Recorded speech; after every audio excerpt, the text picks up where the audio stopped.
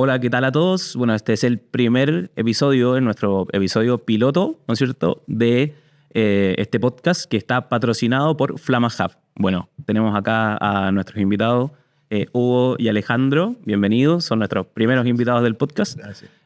Bueno, principalmente porque ellos son los primeros invitados de nuestro podcast, porque trabajan con nosotros, ¿ok? Fueron uno de nuestros clientes pilares para poder salir, ¿no es cierto?, al mercado. Entonces, bueno, bienvenidos, muchísimas gracias por la confianza. Y bueno, este podcast es en específico para que conversemos un poquito más, conocerlos un poco más y conocer el local, que es Kokai Sushi. ¿Okay? Actualmente tiene 2 sucursales, una en Vitacura y otra en Peñalolén, ¿no es cierto?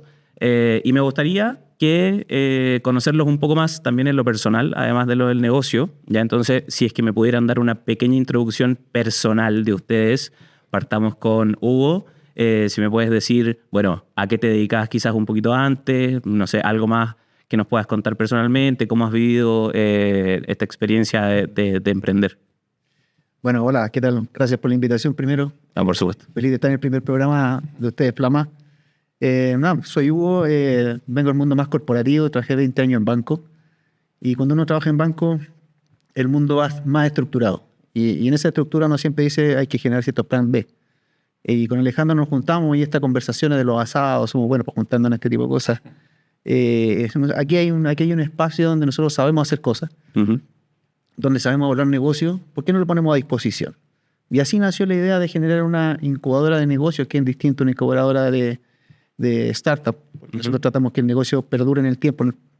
No es la intención venderlo todo el rato, sino que genere un espacio de tiempo. Y siempre algo físico también, ¿no es cierto? Y siempre algo físico, puede ser servicio. La verdad que evaluamos desde completo en la esquina hasta edificio en un rato. O sea, evaluamos un montón de cosas, pero lo que quisimos perdurar es el método.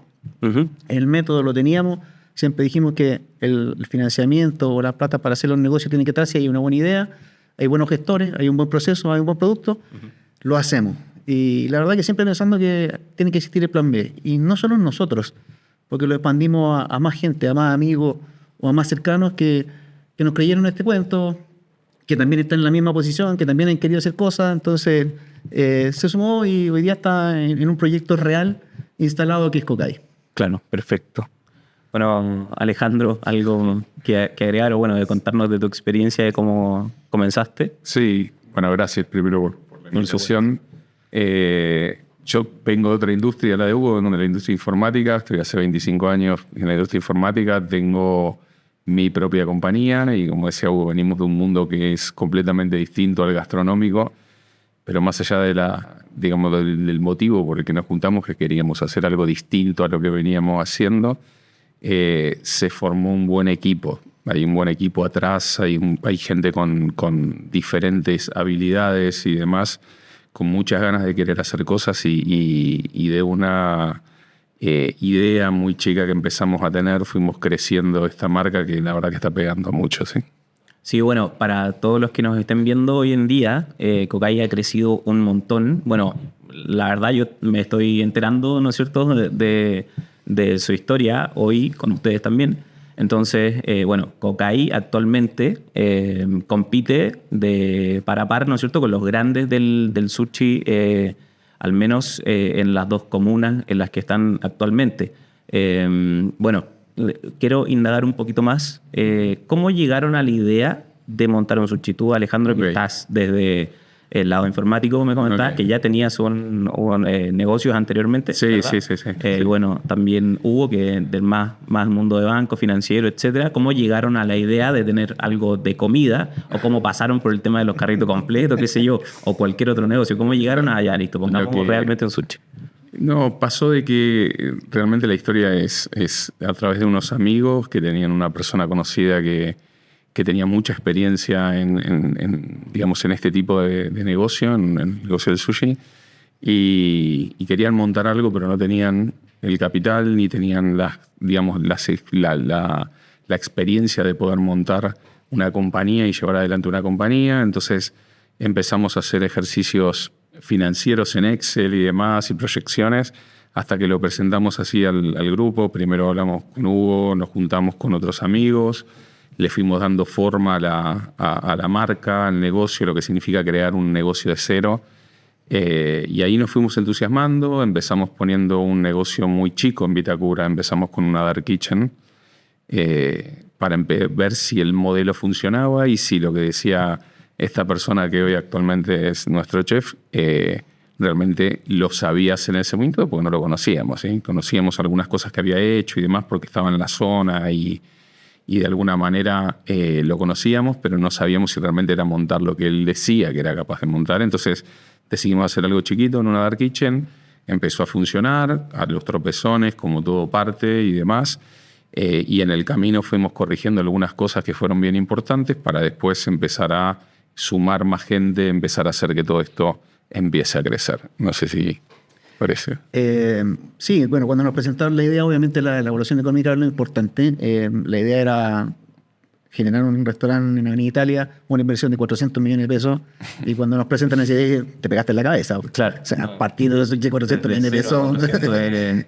Hay que validarlo primero. Y cuando dijimos ahí que validemos y nos metimos en una Dark Kitchen, que es un modelo que está así hace 3 años, nosotros nos metimos en ese modelo que era más o menos novedoso, donde los costos son mucho más baratos de partir, pero tiene un montón de contras también, porque la publicidad tiene que ser muy intensiva en redes sociales, muy intensiva para las plataformas, porque si no, no estás vivo. Porque no tienes locales, no tienes presencia del público.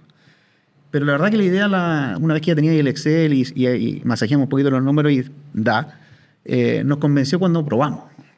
Hicimos una prueba de todos los platos. Dijimos, chef, aquí está la plata, haznos todos los platos que sabes hacer. Aquí tienes la plata para ir al supermercado. Exacto, aquí está la plata para hacer. Literalmente. Así fue. Perfecto. Haz la plata, aquí está la plata, haznos la prueba. Y nos sentamos una tarde a comer sushi. Y la verdad que cuando cada plato que iba sacando, para nosotros fue una explosión de sabores. Cuando te dicen esa explosión de sabores, la entendimos. Y ahí dijimos, esto es rico. Tenemos un muy buen producto. La verdad que es diferencial hoy día lo que hay en el mercado y eso es lo que tratamos de buscar. No queremos ser masivos, tampoco somos el boutique, pero queremos que democratizar un poquito lo que es el sushi de una calidad un poco más arriba. Perfecto. Yo, bueno, cuando lo probé, lo he probado 2 veces en el local y un par de veces más por delivery. Siempre mantiene muy bien la calidad. Eso es algo que otras cadenas más grandes, bueno, como las que todos podemos imaginarnos, o se demoran 2 horas en llegar, o realmente están entregando hoy en día un producto que está por debajo de las expectativas. Y creo que en eso Cocay ha sabido dar un paso al frente con el producto en sí. Es como un producto que está muy chilenizado, ¿no es cierto? Pero de manera muy premium, sin que se sienta que es algo que puedo comer solamente una vez al mes, como algo demasiado útil, ¿no es cierto? Y es justamente eso, lo que nosotros buscamos cuando decidimos en qué segmento pararnos. Como decía Hugo, no queríamos ser ni masivos, ni los más boutique, ni exquisitos del mercado, ¿sí? Nuestro objetivo es ese, tratar de estar con un producto de calidad, con un servicio de calidad, sin estar pagando sumas exorbitantes, pero tampoco somos el masivo, esa es una realidad. Pero ahora, cuando vos probás nuestros productos, tienen todos materias primas muy buenas. Siempre estamos tratando de mejorar la calidad, tratando de mantenerla, que ese es un gran desafío, ¿sí? Y por otro lado, entender un poco que todos estos productos también requieren un servicio de excelencia, que es lo que queremos hacer, tener una hospitalidad no solo en el salón, sino también en la entrega. Y tenemos siempre todo ese desafío de estar con proveedores de delivery y demás, que lo que hace que hay veces que tenemos que modificar procesos para cumplir, por ejemplo, como decías vos, con el horario y los tiempos y demás, que el cliente lo demanda, ¿no? Nadie quiere esperar 2 horas, 3 horas para comer. Se me quitan las ganas de comer. Totalmente. Y la verdad que nosotros ahí en ese sentido estamos tratando todos los días, nuestro gran desafío, tratar de acotar los tiempos. Gracias a Dios estamos creciendo mucho y en ese camino, claro que tenemos que ir ajustando algunas cosas para poder cumplirle a nuestros clientes, no solo en calidad, sino también en los tiempos de entrega. ¿Sí? Exacto. Sí, yo solo acotar ahí, la verdad que en este transitar, cuando uno cree que tiene dominado el producto, lo teníamos dominado, un producto muy rico, pero los procesos, cuando va creciendo la demanda, los proveedores van creciendo, cambian. Entonces, cuando uno cree que tiene dominado esto y que la cuestión funciona, te pasa un día el sushi y te revienta, te pasa un día del niño y te revienta, te pasa cualquier cosa que te saca del esquema normal y te matan los procesos. Entonces hemos aprendido a la fuerza, nos hemos equivocado Pero hoy día creo que estamos por buen camino. Siempre nuestros meses han sido de crecimiento, por lo cual para nosotros es también un éxito intrínseco, y eso indica que nuestros procesos siguen funcionando. Exacto. Sí. Y bueno, ustedes también traen desde afuera, desde sus industrias también quizás procesos que los ayudaron mucho también a tener un orden del negocio. Sí. Como puede ser quizás otro emprendedor que parte desde cero, Sí. algún chef, por ejemplo, que sabe mucho de la cocina, pero quizás no tanto del Eso. negocio. Diste en el clavo, porque nuestra historia viene de ahí. Este chef que te contamos que partió con nosotros, justamente tuvo su local de sushi. Son muy buenos haciendo sushi, pero muy malos empresarios. Y esto no quiere decir que nosotros seamos No, claro, el número uno del igual, mundo, claro, pero simplemente venimos con algunos procesos por las industrias que venimos, por los controles que tenemos, porque trabajamos y todo lo hacemos con procesos.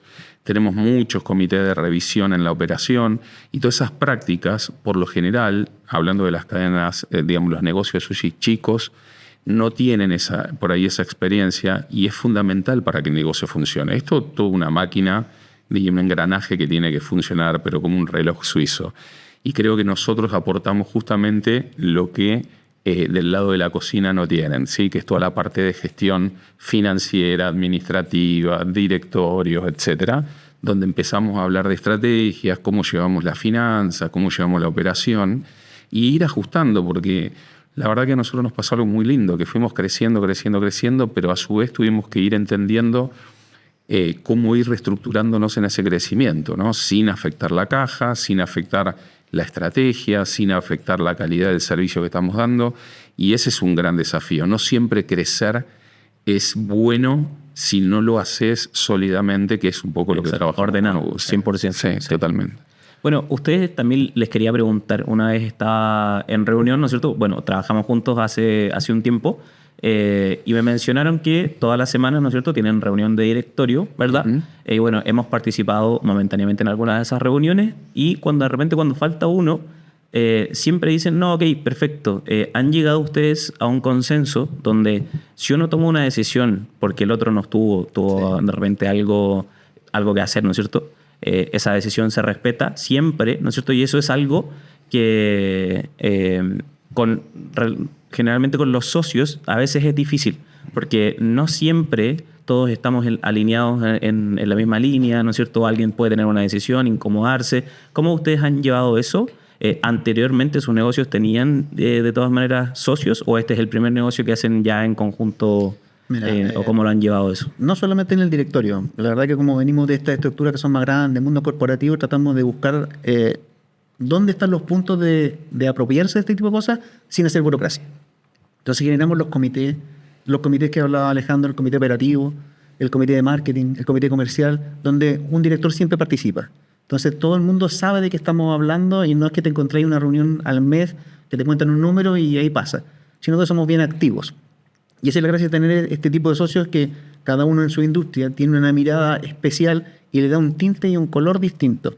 Por eso yo cuando conversaba y veía un local de al lado que era una sanguchería y estaba el dueño y el dueño hacía todo. Hacía todo desde la compra, la cocina, la limpieza, el marketing. La operación. Y decía, este flaco no sé cómo lo hace, porque de verdad nosotros no estábamos dedicados 100% al restaurante, pero con el tiempo que le dedicamos, con 5 al lado no nos daba. Uh-huh. Bueno, quebró el de al lado. No pudo, porque de verdad es mucho trabajo. Por lo tanto, nosotros lo que hicimos fue entender esto, tener roles muy bien distribuidos, pero respetamos la opinión. Y en el directorio los que vamos, siempre se toman las decisiones, se saca la minuta y esa minuta se envía y se da como acuerdo. Así operamos bajo ciertas reglas bien establecidas para que no exista este malo entendido, porque normalmente cuando hay plata hay ciertas cosas que tenéis que tener. Por supuesto. Sí, bueno, de hecho, siguiendo con ese punto, el nombre Cocay, ¿no es cierto?, tiene un significado, ¿verdad? Que es, por favor, corríjanme si estoy equivocado, navegar con amigos. O algo por el estilo, fue la traducción que me dejó ChatGPT, ¿ok? Así que si no, es el culpable. Pero por favor, si pueden profundizar un poquito en cómo llegaron a eso, al nombre, si tiene algún significado en específico para ustedes, o fue algo que encontraron y fueron para adelante. El nombre tiene que ver con una canoa japonesa, ¿sí? Ok. Sí tiene, viste que esto no es tan literal como el inglés, el japonés tiene como algunas variaciones, pero es una canoa japonesa. Y el nombre salió básicamente cuando empezamos todo esto, de qué nombre le ponemos, y en algún minuto, sinceramente no recuerdo quién fue el que lo tiró. Nicolás, sí. Nico fue, sí. Ok.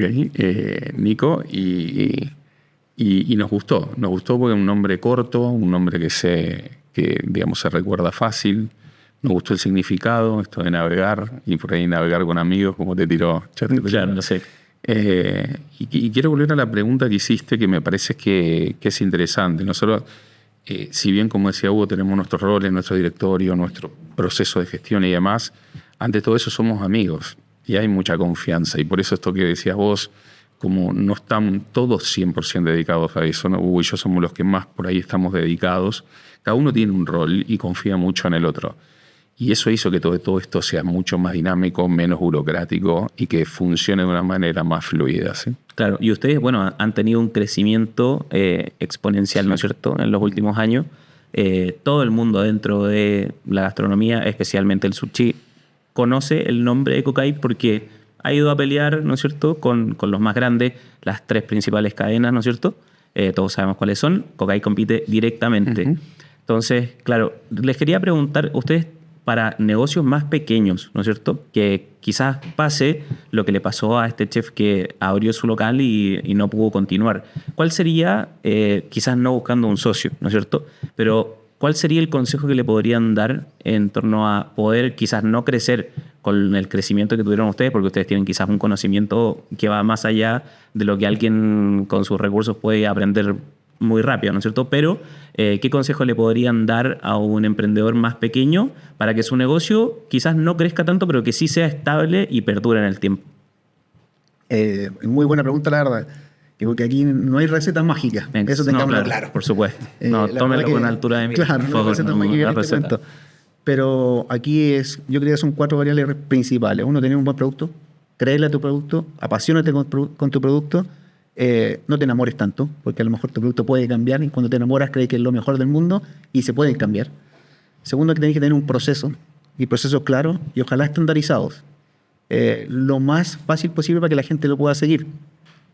Luego, un equipo de trabajo que la verdad te acompañe en este desafío y que estén disponibles para adoptar ciertos desafíos. Creo que eso también es muy relevante porque cuando uno es solo o trata de ser un empresario solo, se va a caer un montón de rato porque no tiene la contraparte. Normalmente las decisiones, Alejandro, oye, estoy pensando en esto, ¿qué te parece? Oye, conversémoslo con este que es más experto en este tema, resolvámoslo así. Entonces, esa conversación es muy rica. Y después, la comunidad. Porque no solo nos conversamos entre nosotros, sino que nos fuimos a conversar con otras comunidades, con otros restauranteros, y les preguntamos directamente, oye, estamos en esta, ¿qué opináis? ¿Cómo lo estás haciendo tú? ¿Cuáles son las variables que viste tú? Y las variables que más vimos es estas 3 que estamos diciendo: la gente que trabaja, que disfruta, que lo pasa bien y que tiene ganas de estar ahí. Cuando hablamos con Alejandro es que sonrían. Y eso es lo que buscamos, que sonrían en el servicio. Lo estáis pasando bien. Claro. Ahí quizás es muy importante lo que mencionabas de repente para la gente que no tenga los recursos de repente para conversar con alguien, porque puede ser, por ejemplo, que nadie dentro de su círculo emprenda, por dar un ejemplo, ¿no es cierto? Quizás es muy valioso ahí lo que mencionas de ir donde otro restaurante, donde pasa los mismos problemas que tuvo, ¿no es cierto? Los mismos problemas, y de ahí sacar aprendizaje de zapatos ajenos en el fondo, ¿cierto? No sé si... No, quiero reforzar una cosa que dijo Hugo que me parece central en la pregunta que hiciste, que es el equipo. Sacarse los egos de lado, de creer, como decía Hugo, esta cosa de yo sé todo, yo lo hago todo, lo voy a implementar de la A a la Z, no requiero de ayuda de nadie, y eso tiende a fracasar porque no podés hacerlas todas. Nosotros somos 5 y estamos los 5 con muchos temas. Y realmente es una dedicación que hay que darle importante. Y por otro lado, entender que ese grupo, todos tienen habilidades distintas más allá de si es un director, si puedes pagarle a una empresa o si emprendés junto con un amigo o algún conocido. Pero es fundamental hacerlo en un equipo, ¿sí? Con diferentes perfiles, ojalá. Perfecto. Bueno, la otra pregunta que tenía preparada acá, quizás ya lo mencionaron antes, pero...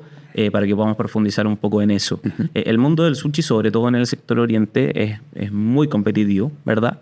¿Qué creen ustedes en específico que podría ser la diferencial de Cocay con respecto a sus competidores que quizás no tuvieron el mismo crecimiento que tuvieron ustedes? Ya sé que mencionaron, ¿no es cierto?, el producto, etcétera, quizás, pero ¿qué ha sido lo que ustedes han dicho? Esto es lo principal donde nosotros tuvimos que poner ojo para lograr crecer rápido.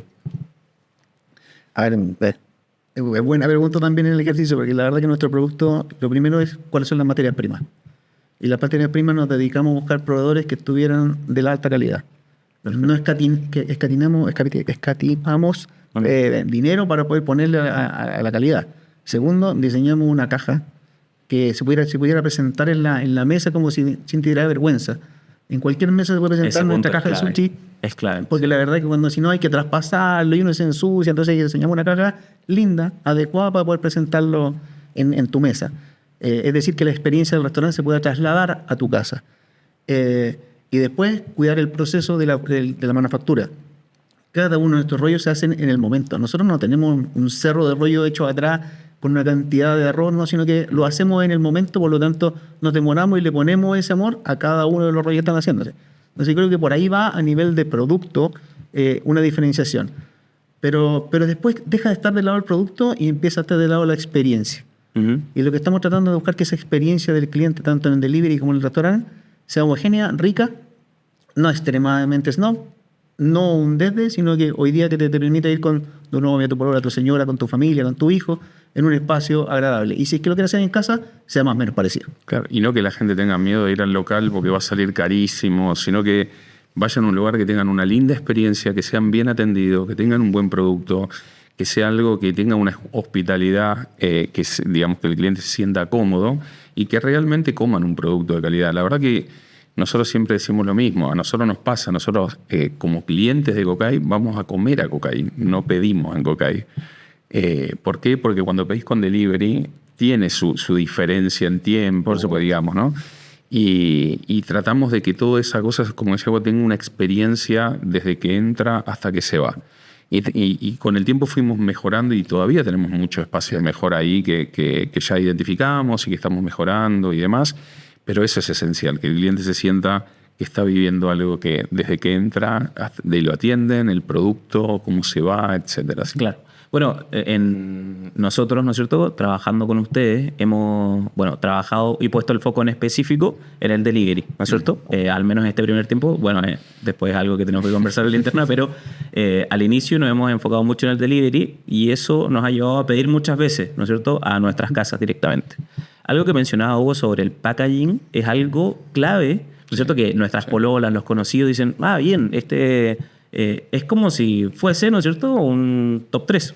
Sí. Eso es, o sea, se ve así. Y te juro que no es barato. No es cotizado. No es barato. De hecho, vos hoy ves cadenas de sushi o negocios de sushi que tienen por ahí un local y demás, que te mandan el sushi en un bol de esos de aluminio, de plástico y demás. Nosotros, me atrevería a decir que fuimos pioneros en eso, sacando las cadenas que son demasiado boutique. Uh-huh. Después empezaron algunos a darle importancia al packaging. Nosotros nos copiaron las cajitas. Nos copiaron las cajas, sí. Todo. De hecho, nosotros, desde que partimos con esto, cuando nos dijimos, la experiencia tiene que partir de la caja. Lo que queríamos era una caja que sea bonita, para que se apoye en una mesa y se pueda comer sin necesidad de estar traspasando. Y eso a nosotros también nos servía. La caja no es barata, se podría hacer algo mucho más barato, pero esa experiencia es distinta. Y por otro lado, para nosotros también, porque dice Cocay por todos lados y ponerlo en una mesa, por supuesto. Eso va. De repente alguien que pida para comer con amigos, qué sé yo, lo puedo poner en la mesa y también es publicidad. Y estamos trabajando en mejorarla. Y de hecho, vamos a mejorarla y después nos van a copiar de vuelta, pero no importa. Bueno, son pioneros al menos. Es parte del demo. Emprender no es fácil, ¿no es cierto? Entonces, quería saber, dentro de tu experiencia personal, ¿no es cierto?, o con Cocay, ¿cuál ha sido la experiencia más complicada dentro de lo que tú has tenido que solucionar? Vamos a ir con los dos de todas maneras, pero partamos con Hugo. La verdad que en todos los negocios siempre hay problemas todos los días. Y eso, cuando uno se pone a resolver el incendio todo el rato, deja de pensar.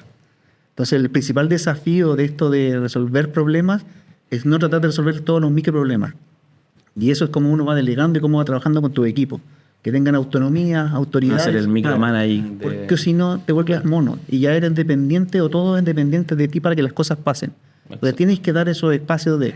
Entonces el principal desafío es cómo llegar a que tu equipo tengan esa estructura de resolver un problema, tengan las habilidades para resolver el problema, así como lo resolviera uno mismo.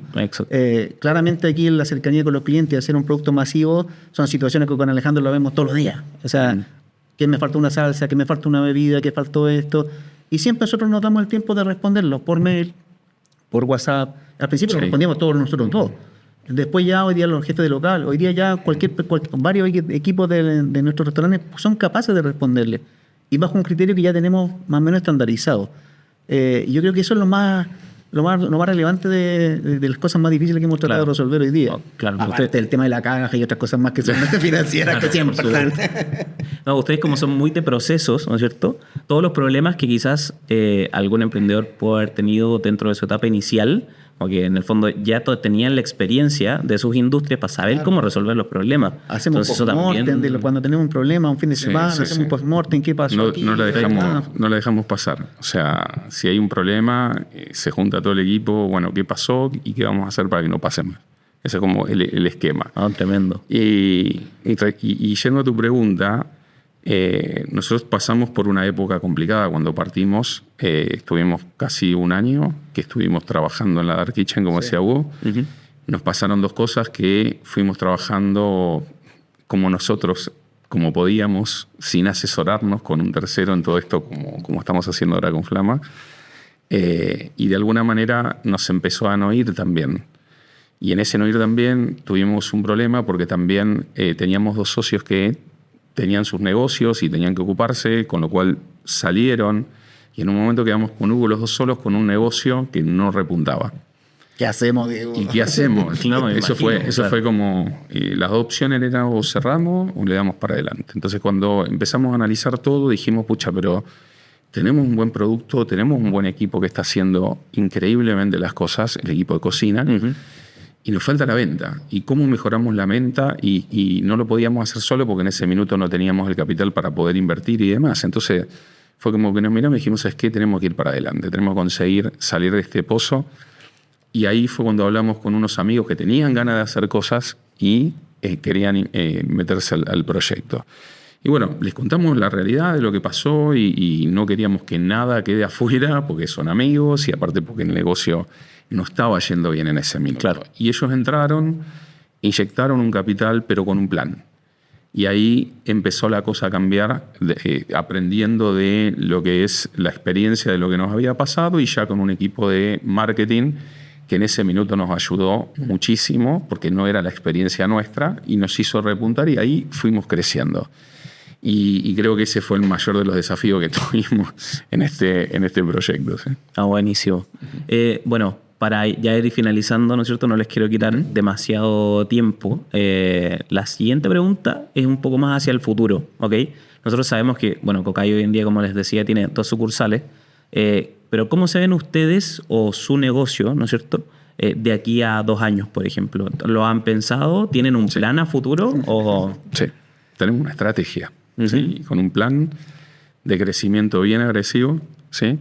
Y en los próximos de 3 a 5 años vamos a estar peleando ya con el más grande. Con el más grande. Sí, bueno, todos sabemos quién es, pero bueno, ahí si pasan por el local de Vitacura van a ver enseguida cuál es el competidor directo. Y no le tenemos miedo. No, perfecto. Y tienen un producto muchísimo mejor. Si es que, de todas maneras, ¿tienen alguna manera de ver algún paso entre medio de cómo lograrlo? ¿Alguna expansión quizás de otro local? ¿Mejora? No sé. Sí, mira, nosotros todos los años terminamos con una planificación estratégica donde nos juntamos y nos preguntamos, oye, ¿qué hacemos con el siguiente paso? Porque el siguiente paso puede ser status quo, estamos aquí, tranquilos, o el siguiente paso vamos a desafiarnos. Y en el desafío tiene que ver con, oye, vamos a abrir más locales. ¿Qué tipo de locales? Porque se abren un montón de espacios en este ejercicio, integraciones verticales frente a tus proveedores, podríamos ser nuestros propios proveedores. Oye, abrimos un Cocay Express y nos lo mandamos a la playa. O sea, hay un montón de espacios donde vamos viendo, pero el foco es el que hoy día que nos está poniendo la guía. Y el foco para nosotros es cómo nosotros le damos cobertura a nuestros clientes. Tenemos georreferenciados a nuestros clientes, dónde nos están comprando, desde las plataformas propias, Y esa cobertura es la que tenemos que nosotros ir poniendo locales. Entonces hoy día tenemos un desafío que para el próximo año es 1 o 2 locales más, y de ahí saltar en este ejercicio, y eso es lo que estamos trabajando hoy día. Perfecto, perfecto, buenísimo. Bueno, un gusto, Hugo, Alejandro, haberlos tenido acá. Vamos a cerrar con un ping-pong, ¿no es cierto? Que va a quedar en el podcast, pero es en específico para redes sociales, ya para que lo podamos tener después ahí. Okay. Te voy a hacer un ping-pong, partimos con Alejandro, la primera pregunta, seguimos con Hugo la segunda y así, ¿ok? Vale.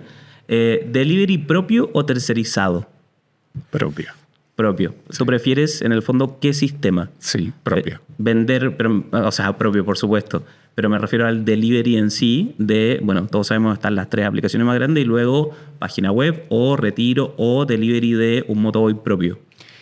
Delivery en un motoboy propio. Ok, perfecto. Hugo, ¿cuál es el peak, ¿no es cierto?, de demanda de ustedes? ¿Almuerzo o en la tarde? Tarde. Perfecto. ¿Cuál es tu pedido estrella? El cevichado. No, el último. Me sale el de pulpo, que no me acuerdo. Me sale chica. Cortemos porque no me puedo acordar el que sacamos ahora, que me casa. Anticuchero. Anticuchero. Anticuchero. Ah, pero bien. O sea, no lo hemos probado ese todavía, pero se ve muy bueno. Ese es nuevo. Hay que ir a probarlo. Bueno, vayan a probarlo también ustedes. Tiempo ideal de entrega. Ideal de entrega debería ser máximo 45 minutos. Esa es la idealidad. Perfecto. ¿Qué prefieren? ¿Ticket grande o varios tickets chicos? Varios tickets chicos. ¿Clientes fieles o nuevos todos los días? Clientes fieles. ¿Prefieres promos agresivas o calidad sin descuento? Calidad definitivamente. Calidad también. Siempre uno si pelea por precio al final termina muerto.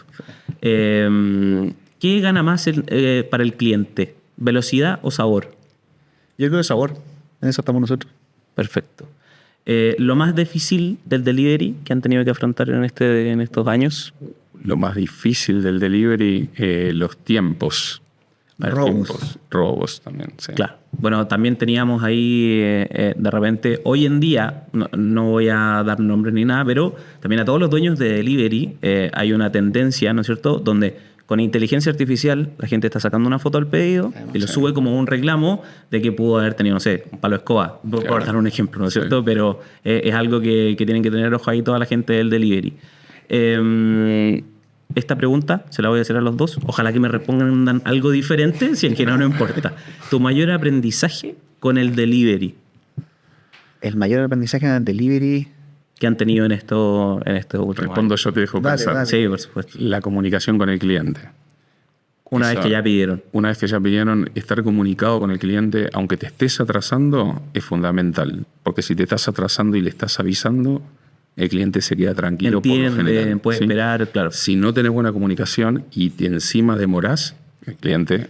Yo te voy a decir otra. Nosotros en Peñalolén tenemos ciertas sociedades con estos delivery que son de plataforma donde los motoristas ya los conocemos. Okay. Creo que tener esa relación con ellos, que incluso tenemos su celular, ya casi trabajan para nosotros desde la plataforma. Y eso ha sido de verdad diferenciador en el servicio. Podemos llegar más rápido. Claro, ahí puede pasar de repente que alguien pide y realmente ve que va el motorista, ¿no es cierto?, Claro, etcétera. que si no, hay vicio en este ejercicio de que esperan 2, 3 pedidos, entonces los malos somos nosotros porque nos demoramos. Finalmente, todos tratan de maximizar su espacio de el delivery, mientras más pedido lleva, más gana. Exacto. Y por lo general, si no trabajas bien con los deliveries, maltratan las bolsas, entonces el producto llega mal. Exacto, sí. Bueno, muchísimas gracias, Alejandro, Hugo, por haber sido los primeros invitados de nuestro podcast. Quizás en un futuro, ¿no es cierto?, un año después, si es que nos beneficia, ¿no es cierto?, la relación comercial que tenemos, podemos tenerlos otra vez más acá, un año después, quizás con 10 Coca-Cola extra, no sé, ojalá, ¿no es cierto? Muchas gracias a los dos y nada, muchas gracias por ver este primer capítulo del piloto, ¿no es cierto? Y por favor, like, suscríbanse en la plataforma en la que estén, denle cariño si es que son dueños de algún local gastronómico o emprendedores en sí o simplemente curiosos para poder ver ahí la interacción que vayamos teniendo. Eso, muchas gracias. Muchas gracias. Gracias por la invitación.